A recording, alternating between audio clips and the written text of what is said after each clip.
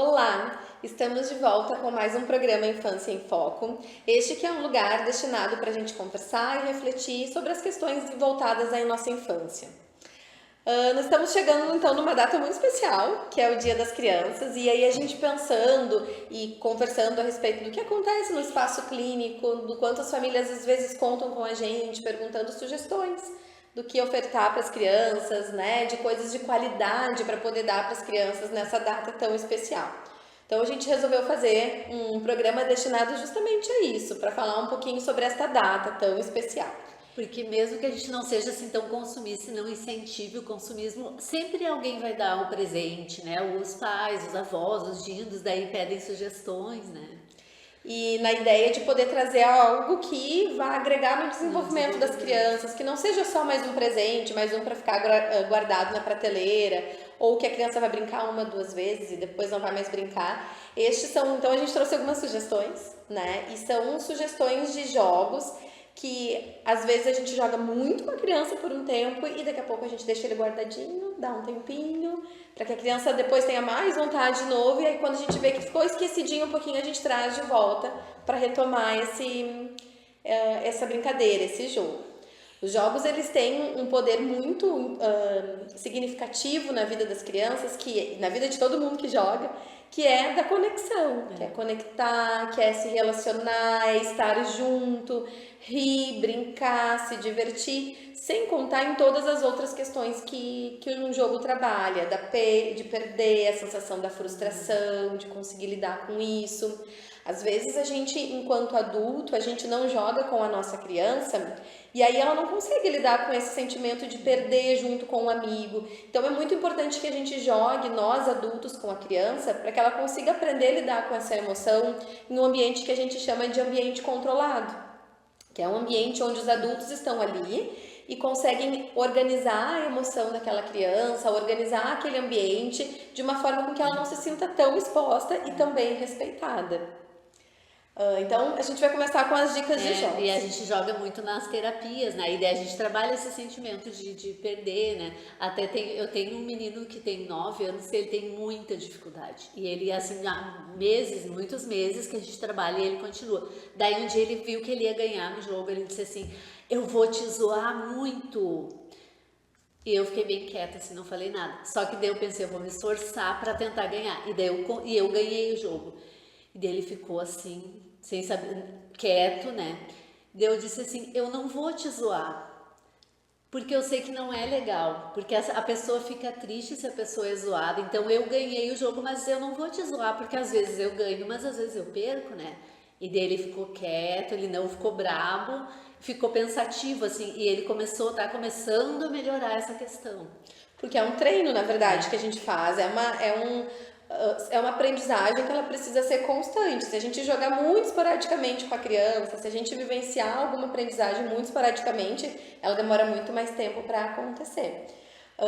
Todos os jogos, eles trabalham, além dessas questões emocionais que a gente fala aqui, eles trabalham também, cada jogo trabalha alguma habilidade junto com ele. Então, quando a gente vai jogar um jogo, a gente tem que ter a convicção de que a gente está trabalhando muitas questões com um jogo só. A gente separou 3 para poder dividir um pouquinho com vocês e poder contar um pouquinho, que são jogos legais que trabalham alguma habilidade junto. Este aqui, então, é o Cuca Legal. E é um jogo de baralho muito legal que ele... E quase sempre está escrito na caixinha, né? Quais as habilidades que desenvolve. Isso, e aí a gente pensa para cada criança, para cada idade, o que mais precisa desenvolver, daí ajuda isso quando for comprar, né? Este jogo, então, ele é um jogo de perguntas e respostas. A pessoa escolhe qual tipo de pergunta que ela quer, se é atualidade, se é história e geografia, se é ciências, ou se é...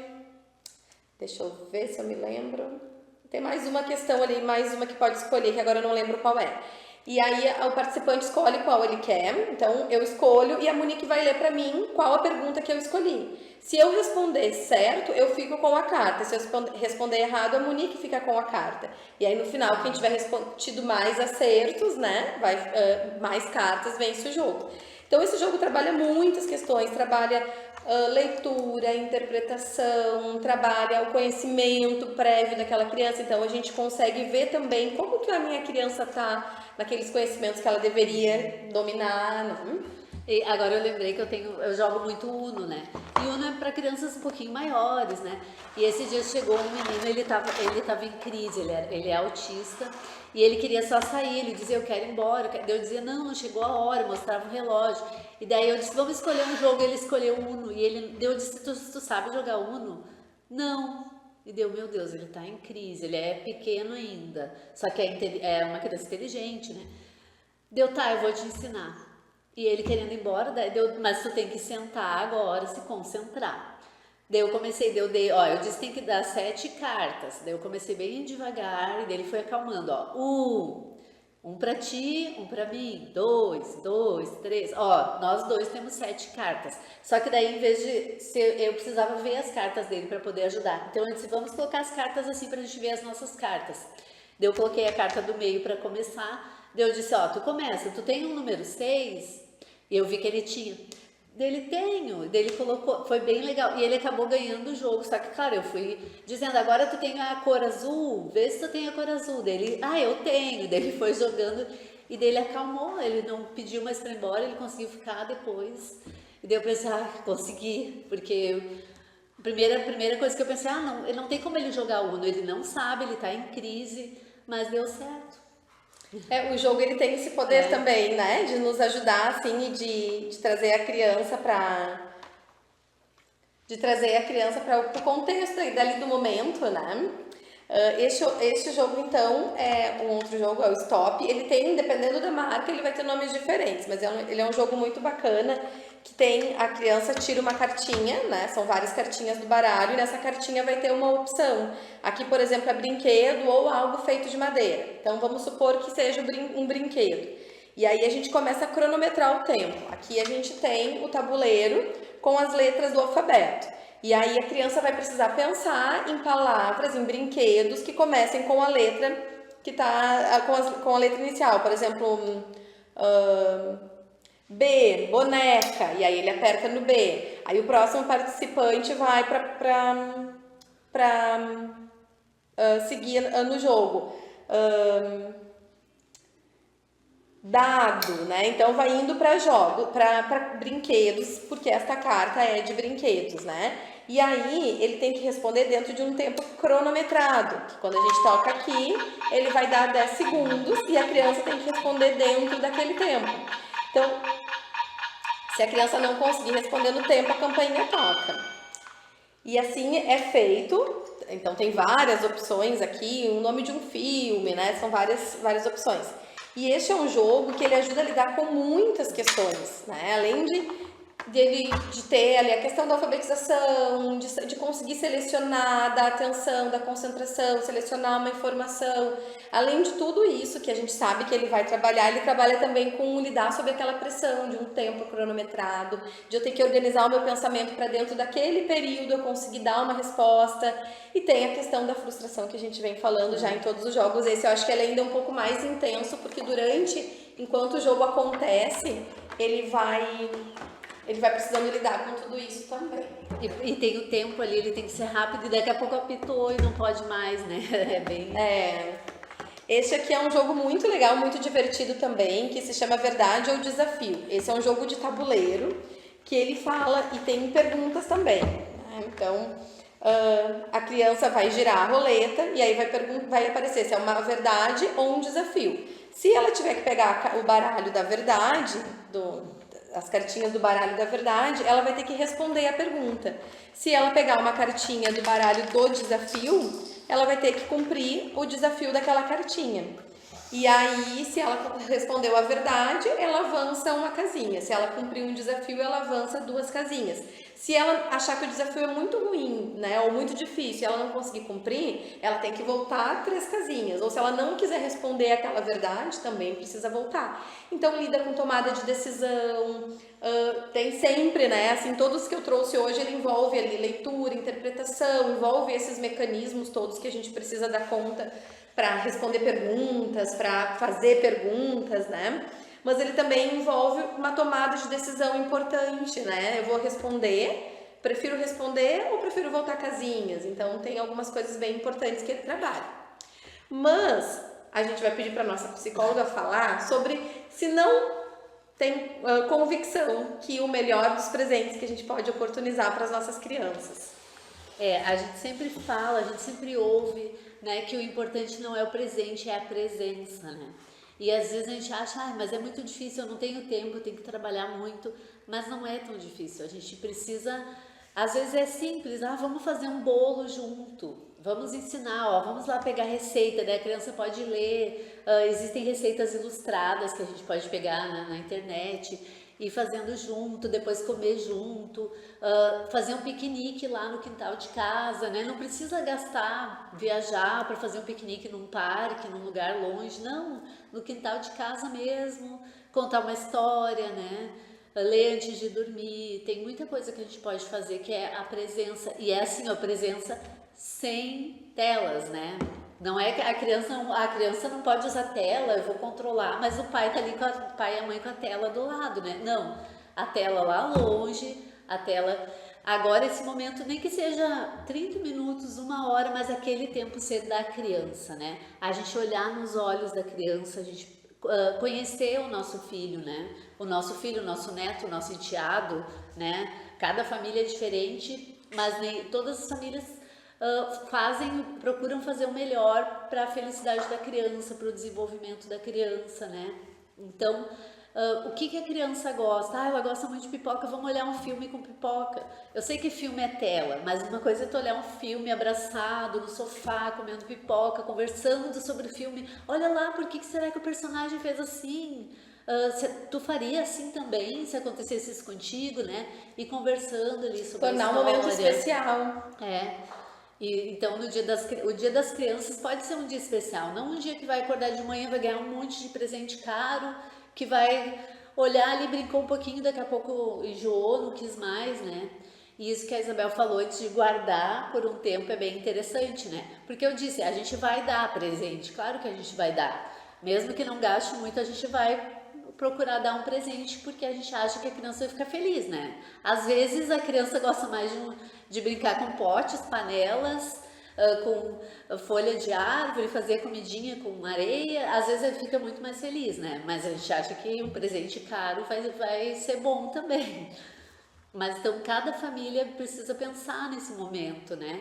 Ensinar a brincar, a gente brincava tanto quando era criança, né? Brincava na rua. Por que a gente não pode ensinar as brincadeiras que a gente brincava, né? Brincadeiras de roda, que daí também canta, diverte, né? Subir numa árvore, brincadeira, jogar taco, jogar bola, ou correr mesmo, correr, esconde-esconde. Tem algo muito importante que a gente tinha muito antigamente, quanto mais antigamente mais se tinha, né? E que a gente precisa fazer hoje muito mais intencionalmente, que é a conexão. Se conectar com o outro, se conectar com o que a gente está vivendo e com as pessoas, hoje está sendo um desafio, que antes era muito natural. Então hoje a gente precisa fazer isso de uma forma muito mais intencional, separar um momento do nosso dia para que a gente possa se conectar com a nossa criança, que a gente possa, como a Monique falou, olhar para a nossa criança, olhar nos olhos dela. São momentos que parecem ser espontâneos, mas que a gente precisa hoje, com o dia a dia, a gente precisa fazer com planejamento, a gente precisa colocar como se fosse algo primordial no nosso dia a dia, ter um momento com as nossas crianças. Tem várias, acho que são experimentos que se diz que se faz na internet, que os pais têm que reconhecer os filhos, reconhecer o cabelo, ou reconhecer o desenho que ele fez, ou a mãozinha dele pintada, e às vezes tem pais que não conseguem, né? Porque eles não prestam atenção, porque claro que a gente precisa trabalhar sim, mas às vezes trabalha demais e quando vê, se arrepende do tempo que perdeu, né? E a gente vive num momento em que tudo tira a nossa atenção, tudo está pronto e muito fácil de nos tirar de onde a gente está, do momento que a gente está vivendo. Então a gente vive alguma coisa, a gente precisa tirar uma foto, a gente vai ver a foto, a gente vê que tem uma mensagem no WhatsApp, a gente vai ver a hora, a gente vê que chegou uma mensagem. E fica quanto tempo ali, daí uma coisa leva a outra, né? Então hoje, para que a gente tenha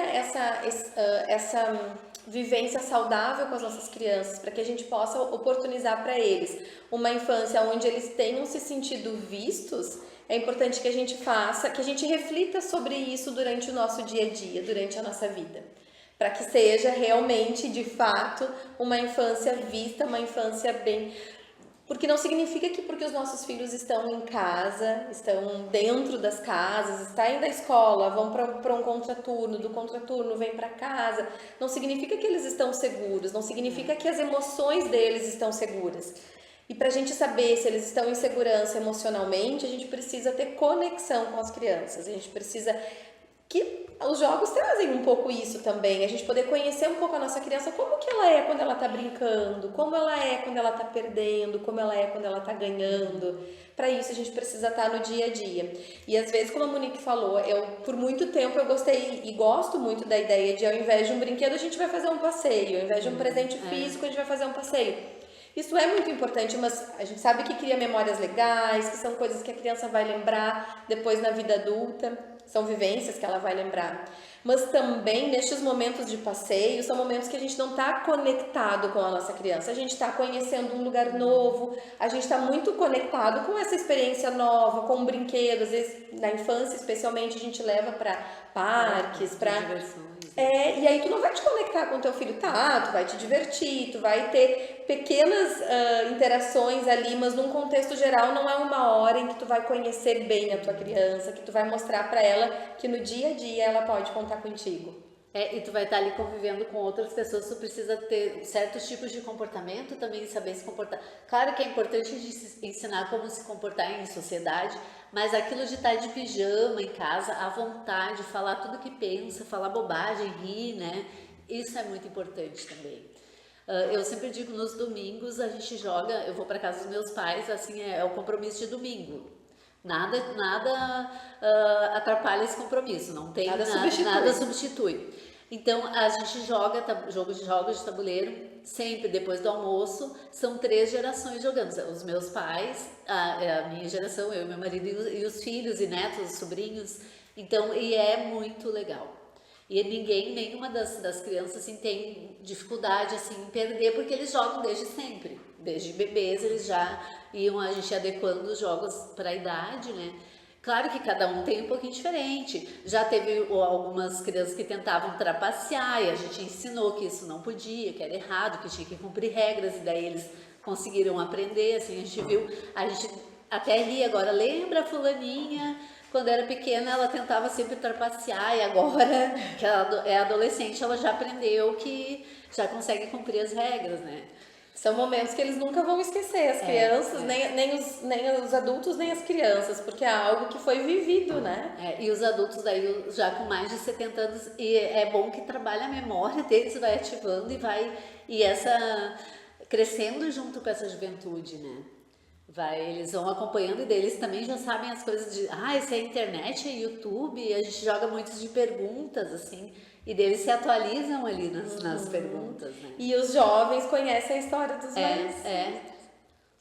Então era isso que a gente queria dividir, era essa ideia que a gente queria trazer, para que neste momento do Dia das Crianças a gente possa ser presente, a gente possa estar presente, muito mais que a gente se preocupe e a gente pense muito mais nisso, em ser presente, do que dar presente.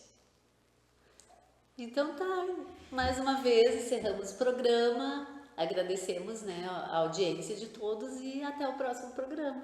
Até o próximo programa.